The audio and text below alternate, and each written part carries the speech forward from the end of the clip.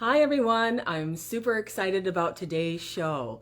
This is Wednesdays with Willa and I am your host, Willa White, and this is my weekly podcast show that airs on Wednesday mornings at 10 a.m.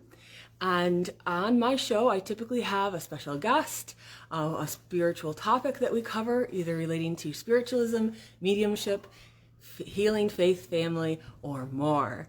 And I have been doing some wonderful shows having to do with Lilydale, trying to give you a tour, give you a taste of Lilydale from your very own home, from the comfort of your very own home. You can watch these shows.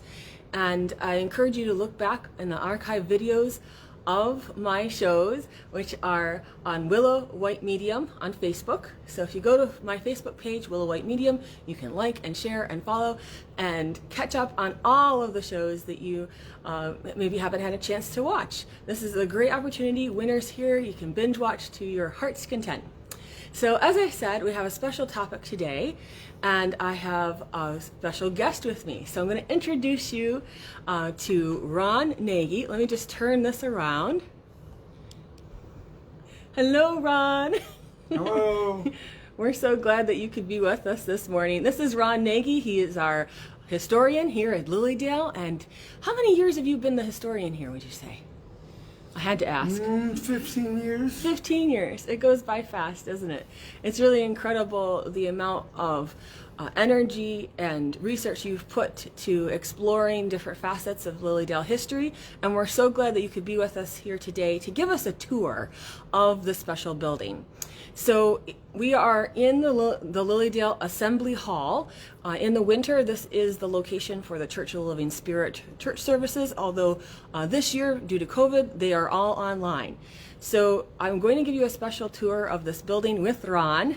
And this has been a wonderful location for me to study at. When I first became very interested in spiritualism and the research of this myself, I started to enjoy all of these pictures on the wall when I was in mediumship development circles.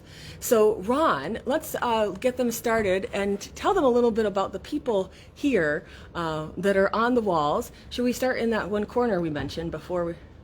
Okay. All right, let's take them for a little walk. There's quite a few people here that were founders of Lilydale and that's right. In the women's suffrage. Yes, they've been very important to not just Lilydale history, but also the history of Lilydale and spiritualism. So we're going to start in this back corner. And which one would you like to start with first, Ron? This is Dr. Peebles. All right. He was one of the oldest people that came here. He was a Unitarian Universalist, and he called himself a spiritualist. He wrote over 100 books. He started speaking at Leona, and then when we started down here, he's down here. He's in a lot of pictures. You can't miss him because of his beard and his stature, the way he held himself. Can I tell my funny story? Sure, tell your funny story. Dr. Peebles in 1922 was 99 years old. He was living in California at the time, and they were going to have a really big birthday party for him. Well, lo and behold, he passed on a week before his birthday when everybody from all over the country was coming by train and all kind of different means they had in 1922. So he passed on, and they had a wake for him, his funeral. The reason why I remember that is after the funeral, the Bank Sisters were also there, the Bank Sisters spirit artists. They were in a brand new roadster, and they drove the low road from California down through New Mexico and Arizona because there was no snow. And I remember that because in Alabama they had a very bad car wreck and were killed. Wow. But that's Dr. Peebles. So the spiritualism almost lost made it to 100. all of those, and he almost made it to 100. And so what was a party ended up a funeral. Yeah. Sometimes that's how life can be. But we're glad for his contribution to spiritualism, and he did write so much on the topic of spiritualism, and really, I believe, also did a great deal of lecturing. So who would you like to talk about next, John? Here's John Goldsby. Yeah, John Goldsby. Some of you may remember John. He was Canadian, and he was here every season for over 50 years. And he was a very funny, humorous person. I mean, he could stand on stage give messages, and everybody got so hilarious. But it brought the vibrations up. Laughter does raise the vibration. And then he's well known for Carlton. that. And then this is Carlton. He was our church organist for many, many years. Delightful music, and had a background in music. So I know he taught at the college level with music too. He taught at the college level, but I tell you, when he got in and he wanted anybody's attention, he would take his fingers and right down. That's true. Down. Yeah, he knew how to rein people in and get them onto the music. Yeah, and absolutely. He was a great guy. He absolutely was, and he sat here so all those Sundays. Oh, really beautiful worker for. Then up here we have Minnie O'Hara. Yeah, she was a trumpet medium, and she lived up on East Street, and reporters came in to interview her, and she had 3 trumpets on a table in front of her, standing up, and she had 2 of them floating in the air at the same time in broad daylight. And it really, really threw the reporters off. That is Amy Checkin's grandmother. Yes. And so she did some wonderful things in terms of physical mediumship and mental mediumship. Yes. And we're glad that she was part of this cavalcade of important people. So you've got... This is Julius Sandwich. Okay. The only thing I can really find on her was she was really big into women's suffrage. Yeah, it says she was a physician, so I can imagine if she was a doctor physician, writer, a lecturer, cousin of Lucretia Mott. She became very active in the women's movement and spiritualism. Lucretia Mott started women's suffrage. That's right. She was part of that. I have a picture of her in the museum, and I thought it was just an old sewing woman because it was sitting on the floor. You thought it was an old sewing woman? And she had an Amish bonnet on, and I thought it was a sewing woman, so I had her in a corner until somebody told me she started women's suffrage. I said, oh my God. So I had to clean this whole picture up. Right. And I hung it up on the wall in the museum next to Susan Anthony. She's now honored. Ooh. Yeah. She's now honored the way she should be. That's beautiful. William Denton. Yes. He lectured in Leona first. He was a doctor, geologist, and he would compare the age of geology with the progression of spiritualism and how spiritualism was related to geology and then especially with Jeremiah Carter. Right. Because in geology you hold something very old, and Jeremiah Carter started with holding something in his hand and telling all about it. Oh, so maybe he was using the technique of psychometry to align himself energetically, but vibrationally. He didn't live long enough to come to Lilydale, but that's what he would talk about. That's fascinating. So he was able to kind of go back into the essence of the history of the earth. That's really cool, folks. That's really cool. Oh, Ella Willie Wilcox. We should definitely mention her. The earliest I found out about her, beside her being a writer and all that she did all her life, was she came to Lilydale in 1888 after she lost her first child And she stayed in the Leland Hotel all through the month of September, October, into November. And she wrote a poetry book, a very sad poetry book. Yes. And I have that in the museum, her actual writing. You have the writing of her, the beautiful. Yeah. That's so beautiful. Yeah, her poems are things that people really enjoy to this day, in helping them find comfort in grief. Collected a volume of a lot of her works and put it together. Beautiful, beautiful. This is so great, Ron. That's Amelia Colby. Amelia, she was a writer. She wrote a lot. I can't tell enough about her, but I can't. It's just. She wrote so much, and she named the Cassadaga Lake Free Association. So I guess she is responsible for, the inspiration of that particular name. Yeah. And she was the first speaker at the first camp meeting here at Lilydale. So she has that to her record as well. Yes. Mrs. R.S. Lilly. Yes. I drove myself almost crazy trying to figure out what the S meant in her name. Okay. Shepherd. That was her spirit guide's name. Oh. Her husband, he was short. He always had a mustache. You could tell him in all the pictures. Yeah, we'll have to show them later, now, his great mustache. What is best about her is when she passed on in the early 1920s, her church, the RS Lilly Church from Buffalo, put a fountain at the entranceway. Yes. It's still there. Here at Lilydale. The RS Lilly Fountain. Yeah, so when you come into the gates of Lilydale, there is a triangular section right ahead, and there is a fountain there, a water fountain, not to drink at, but has a pretty statue there. So that would be in honor of this wonderful lady here.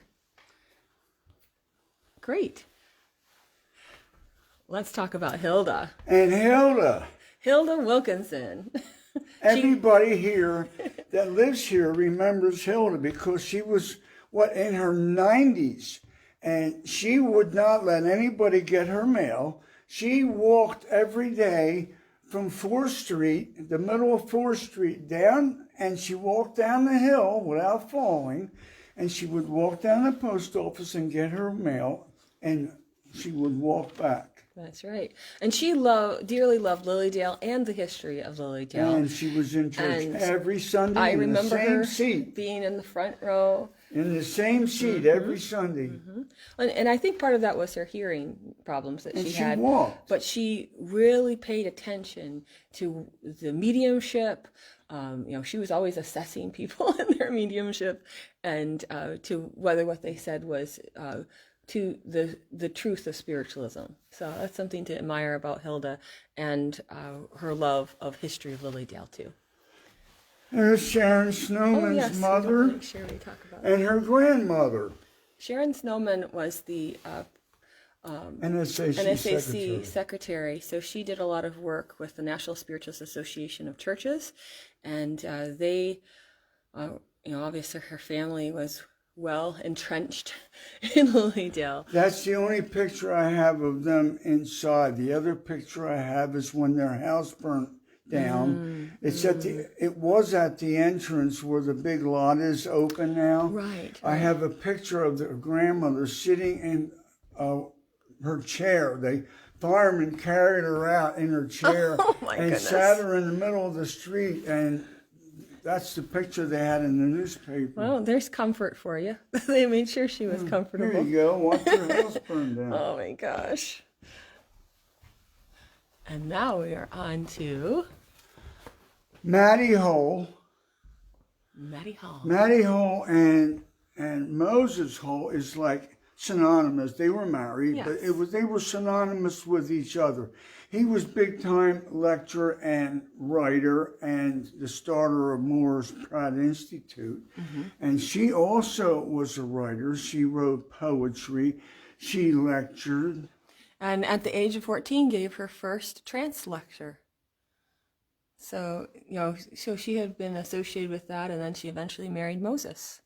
They were associated with, here's Mr. Skidmore when he's in his, I'd say, 40s or so. This is the husband of Marion Skidmore, who we'll talk Marion's about a bit more later. Yeah, she's on the other side of the room, not because they chose to be separated, but because there was some confusion with the portraits. So they do want to be together. Yeah, so he was a railroad builder, Thomas Skidmore was. So he built bridges and designed things, was a constructor, and one of the founders of Lilydale and financial contributors to making sure this got started. He was the engineer that built the long bridge from Washington, D.C. over to Virginia. Oh, wow. So it was called a floating bridge where the piers would move when the sand would move. Yes. So they'd be able to sway and move as needed with this. They were very wealthy, but they didn't spread their wealth around ridiculously. But what he would do was if somebody was in need of something, he would get his brother to sneak around at night and deliver you a load of firewood, or if you were low on groceries, it would always appear like Santa Claus on your I love it. on your front porch.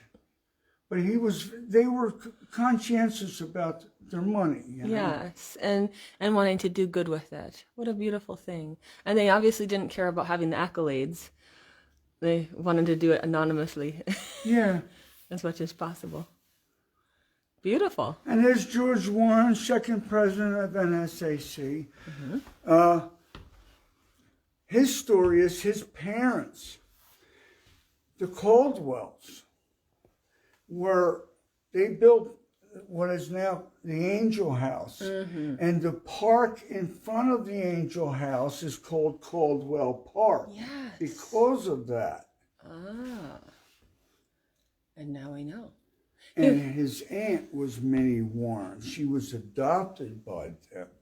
And that's why his name is Warren. But so that was an honor. I could tell they were originally from Washington, Pennsylvania, and they kept that as their address. Beautiful. They were in the hardware business. It says that he was a medical doctor, though.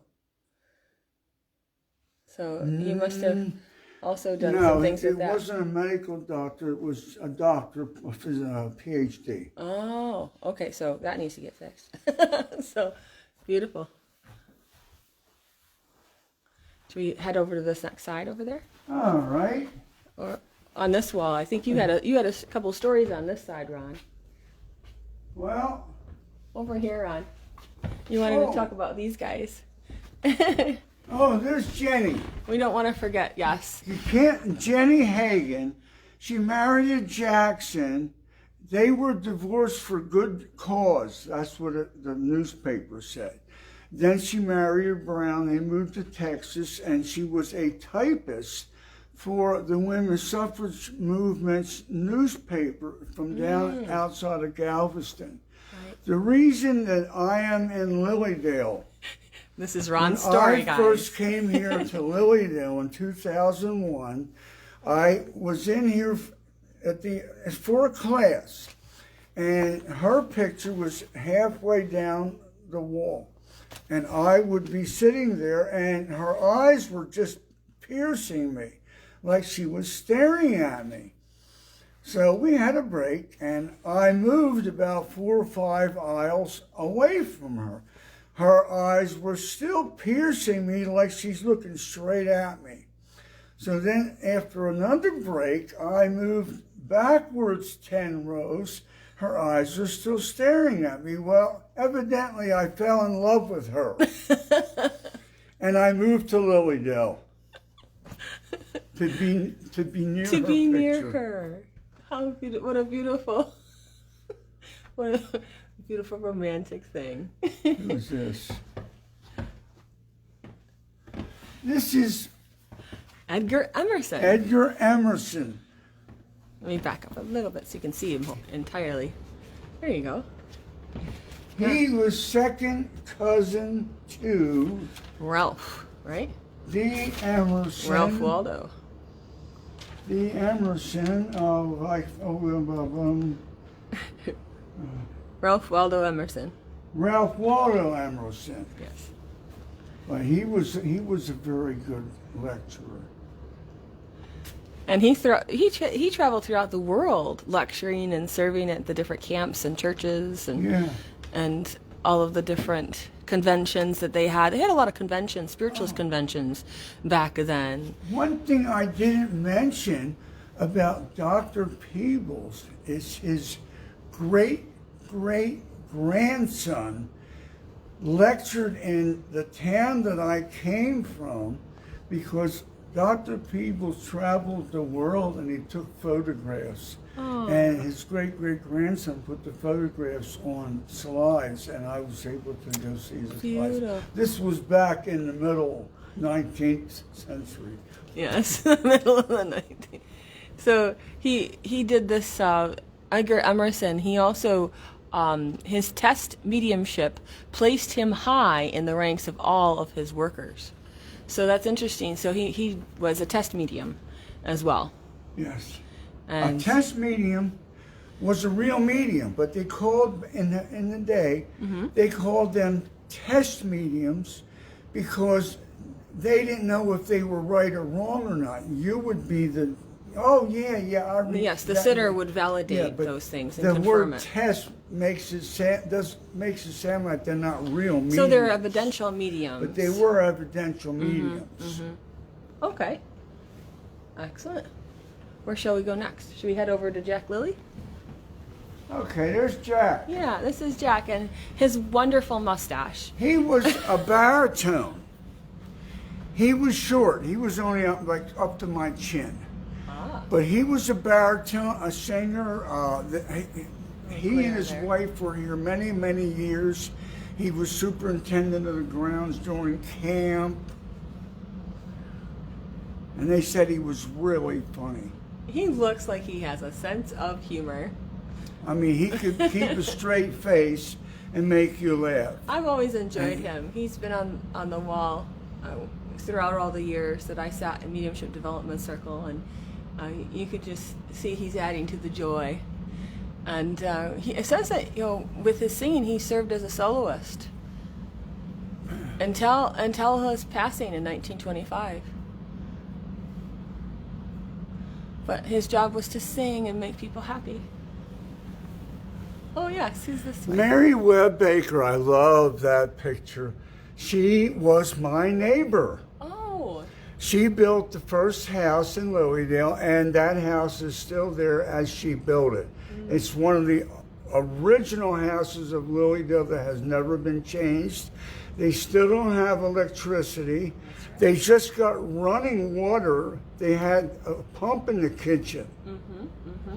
I should mention at this time that I did do a tour with Patricia Stranahan. If you want to look back in the archive videos of on my Facebook page of Wednesday with Willa, so if you go to Willa White Medium Facebook, you can look up the tour of the Webb Stranahan cottage, and this is what Ron's talking about. His house is right next to it.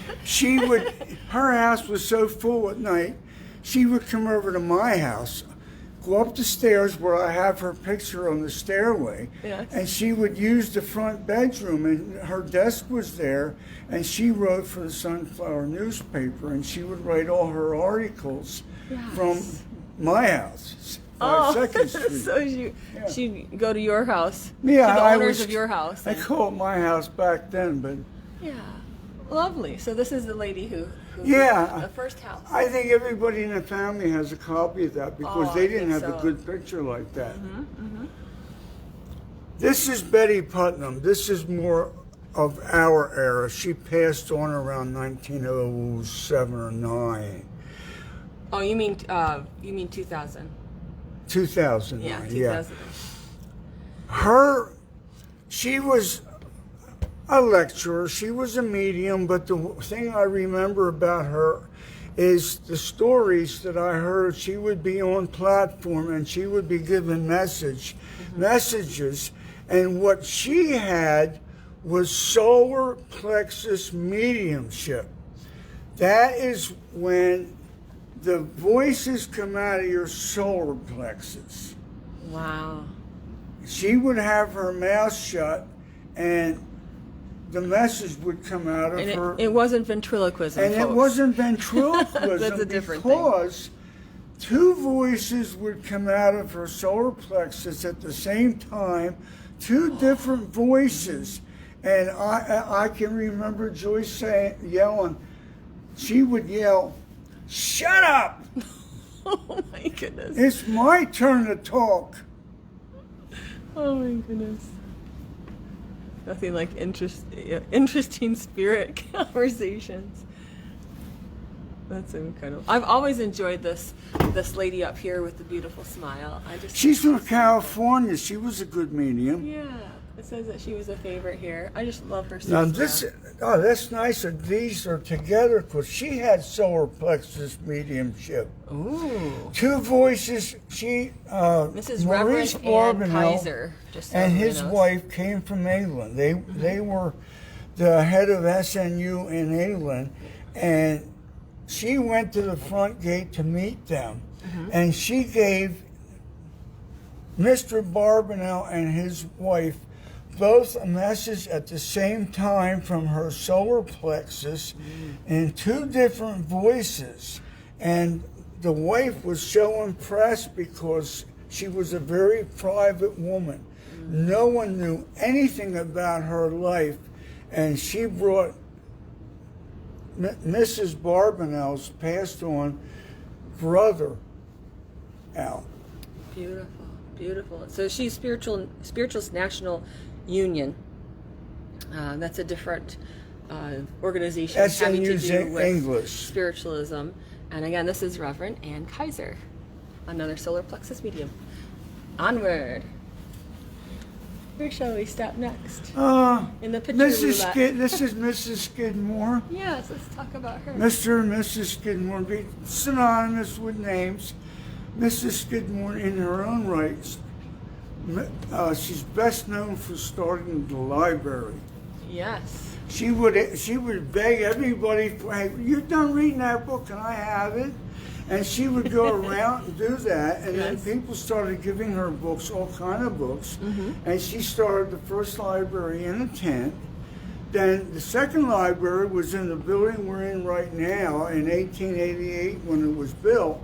The whole upstairs was the library. Oh, lovely. And then in 1924, after she had passed on, they built the brick library and they named it for her. So just to orient people, we're in the Assembly Hall, which is on the corner of Cleveland Avenue and Library Street. And Library Street got its name because this Assembly Hall used to be the library. The current Marion Skidmore Library is that beautiful brick building that is next to the Lilydale Auditorium, and it houses the largest collection of spiritualist works. And we do have people from all over the world that have a lot of interest in spiritualism, and they have come and studied and researched things for the books they're writing, sometimes their plays, things like that. So Marion Skidmore definitely contributed a lot to Lilydale and spiritualism and the women's suffrage movement. And I believe I was in my research, it had said that Susan B. Anthony wrote her eulogy for Marion Skidmore. And then she sent a nice card that we have the original. But she wrote the eulogy. Susan B. Anthony was such close friends with Marion Skidmore that she wrote the eulogy when she passed. So really great. Yeah, so let's talk about him. He's great. Moses Hull, synonymous with Maddie Hull. Yeah, we talked about her on husband and wife. He's known as was a speaker, a writer. But here at Lilydale, he started in the Octagon building. He started what is now known as the Morris Pratt Institute. They operated here for 3 or 4 years. Then a man named Morris Pratt passed on and left his estate and house to the school. So he went out to the school and he took a bunch of people with him, and they started a spiritualist learning school, an actual college. Beautiful. So people were able to progress and certify in mediumship and healing, and he was a big reason why that was able to be more official.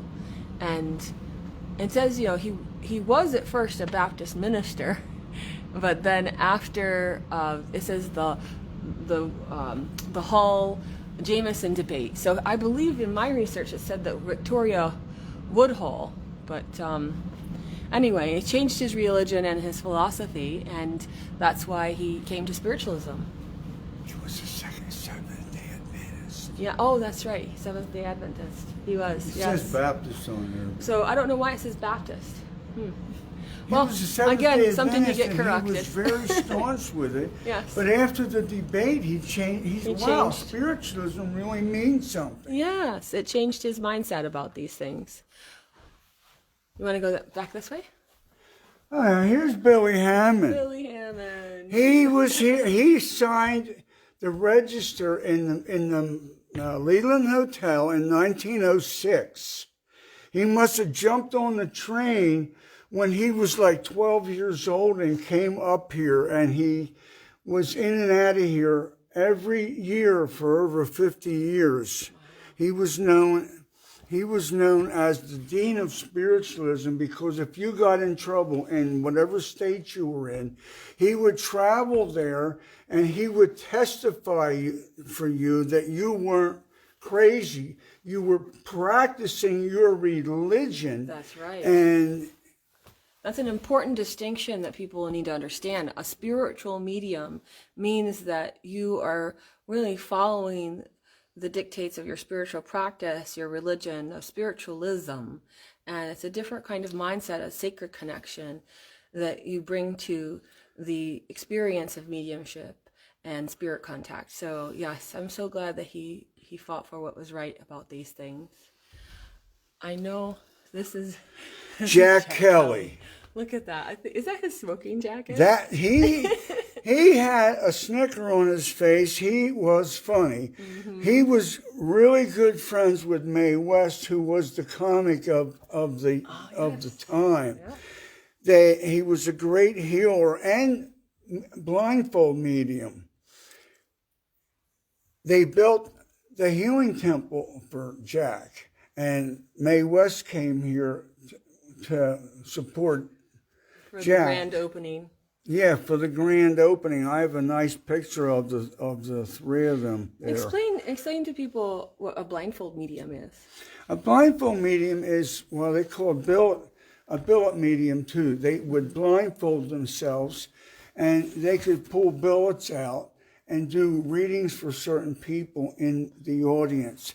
They had an advertisement for an automobile that he drove from Buffalo to Lilydale blindfolded, and a policeman stopped him on the way and recognized that it was Jack. And he said, "Look, Jack," he said, "I've been getting a lot of calls about you. Would you do us a favor and just take the blindfold off? You're scaring people." Rightfully so. So I know we've got some other folks down the way here too. Yes. Joe Merrill. Joe Merrill. You can't say enough about Joe Merrill. He was president of Lilydale for many years, president of NSAC, the NSAC Church. He was very active with just about anything that went on. The best thing I remember I came here in 2001. He passed on at 99 years of age in 2000. When I came here, his obituary was in the NSA magazine. And what people told me about Joe is when he lived on Marion Street, and he could drive, and he was legally blind. He would just get in the car and he would drive down the street, and if he went too far to the left and hit something, he knew he was too far, and he would just go the other way, and when he hit the right side, then he would just But he was quite a character. That's horrendous. Oh my goodness. Well, I know we want to get to some of the folks down this way because there's some wonderful people. Was it him or was it him that you want to do next? Here. I don't remember. Arthur Myers. I don't think he was a medium, but he went to Florida for winters. But he was our postmaster here for 20 years. And when he retired, he spent his time in Florida. Well, you know, there are a lot of people who are not mediums and are not healers that are very much part of the history of Lilydale, you know, to really support this special place that is the world's largest center for the religion of spiritualism. And I think this is a good example. He was a maintenance man. Yes. He deserves to be on the wall, too. Alfred Winchester was a maintenance man here for years and years. I have pictures of him on the horse and buggy, scraping the roads and just doing just about anything. He ran the power plant that was down by on the beach. It was the first... electricity? It made electricity, but it used the Tesla. Oh, the Nikola Tesla way of doing things. Yeah, the Tesla way of doing things. Yes. Beautiful. Yes, we honor all the people that have contributed to Lilydale in all of those other ways, too.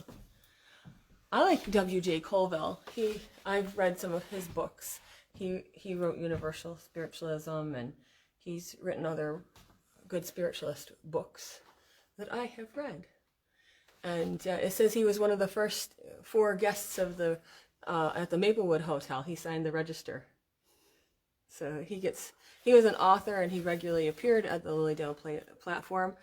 But he's someone who was already kind of famous before he came to Lilydale as a platform medium in England.